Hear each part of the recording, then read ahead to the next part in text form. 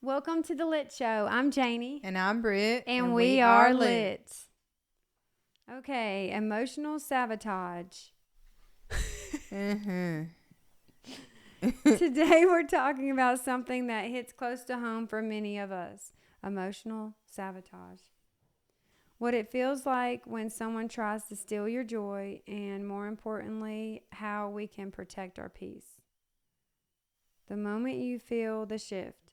I remember the moment vividly. I had just given the green light for my manuscript to be sent off for printing. It was such a huge milestone for me, one that I had worked tirelessly to reach. I posted about it online, sharing my excitement and how far I had come and how proud I was of my new chapter in life. But then someone reached out. Instead of the words of encouragement I expected, I received something quite different.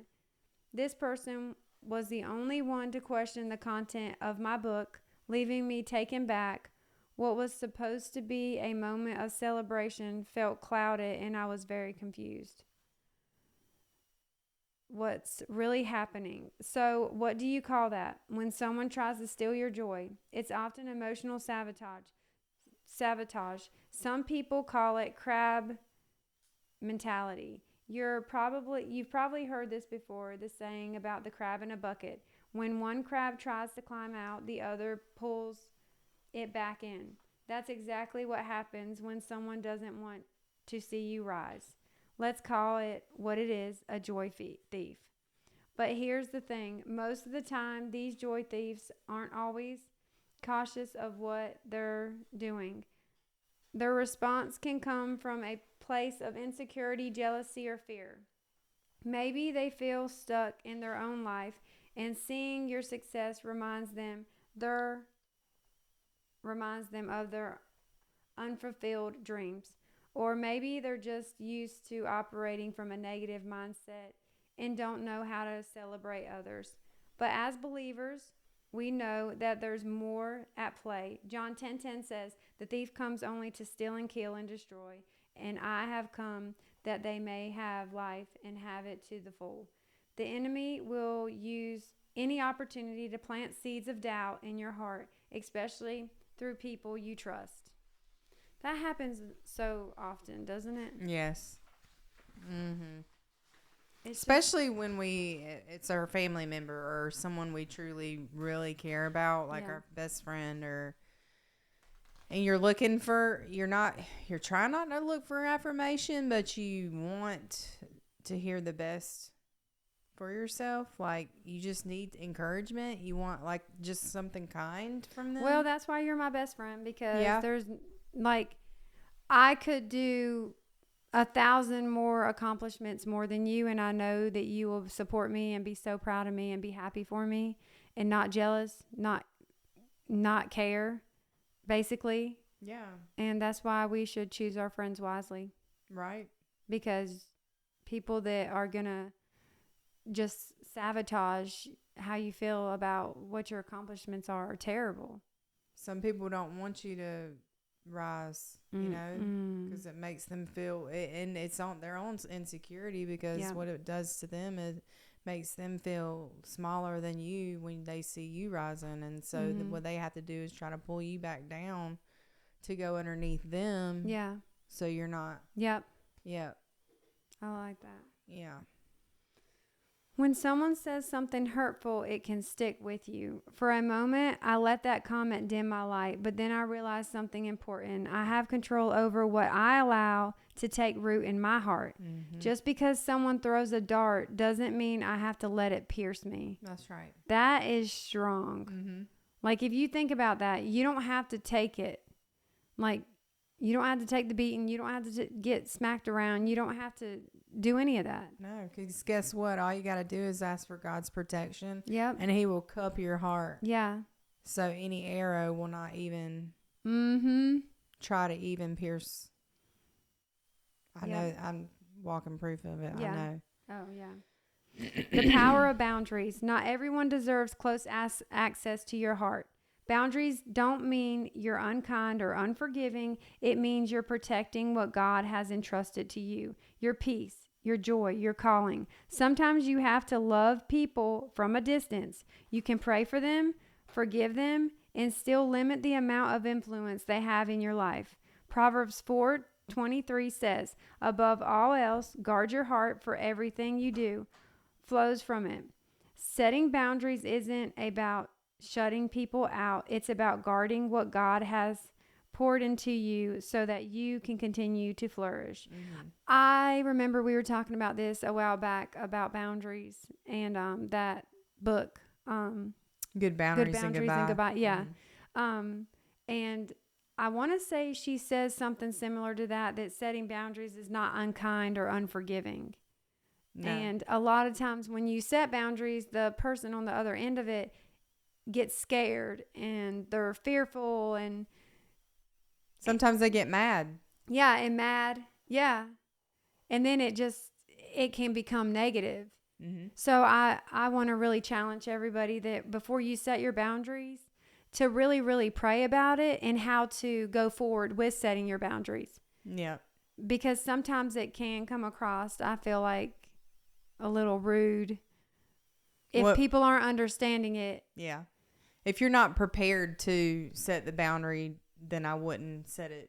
Because if the person were to get angry, that could set a loophole back into your heart to make you feel a little afraid. Yeah. So in order to set a real boundary, you want to be strong. Yeah. You don't want to have any fear when you are setting the boundary. Yes, absolutely. Do you want to read the practical steps? So how do we guard our joy? Here are a few practical steps. Recognize the source. Is the person's comment coming from a place of love, or is it rooted in insecurity or jealousy? Understanding this can help you process their words without taking them personally. Speak truth over yourself. When doubt creeps in, remind yourself of who you are and whose you are. God's truth says you are fearfully and wonderfully made. That is my most favorite. That. Yeah, me too. I say it all the time when I teach the girls at the Rose House. Yeah, I got that on a Post-it note. You have been called, equipped, and placed in the season for a purpose. Set boundaries. It's okay to take a step back from relationships that drain you. You can still love people while protecting your peace. Mm-hmm. Lean into your support system. Surround yourself with people who lift you up. God places people in our lives to remind us of his promises, mentors, friends, and family members who see our worth even when we can't. Pray for joy and discernment. Ask God to give you the strength to release what isn't serving you and to fill you with his peace and joy. That's beautiful. That is. Emotional sabotage refers to thoughts, actions, and relationships that sabotage the inclusion and healthy expression of our full range of emotions. I, in my story, am still working on the deep-rooted sabotaging thoughts I have ever had since I was a child. In the continuance of not feeling good enough for so long, the knots are extremely hard to loosen, but are untying day by day. I'm learning in my healing journey that I had been allowing so many others to control all of my thoughts, feelings, and emotions. Me being an empathetic person, I pushed all of anything and everything I felt aside and self-sabotaged who I was. I only saw myself in the identity of others. I put the full weight of all others' pain and suffering on my shoulders without the weight of even knowing my own ideas, choices, emotions, feelings, or thoughts. I had become a shell. I didn't even feel like it was okay to love myself or really know what love was. I felt like I was being selfish to care about me, so I just did the minimum, which was on the outside. Inside of me, I felt the only good thing I knew about myself was that I was kind and that I loved everyone. I rode people's coattails for long enough and finally decided to choose myself.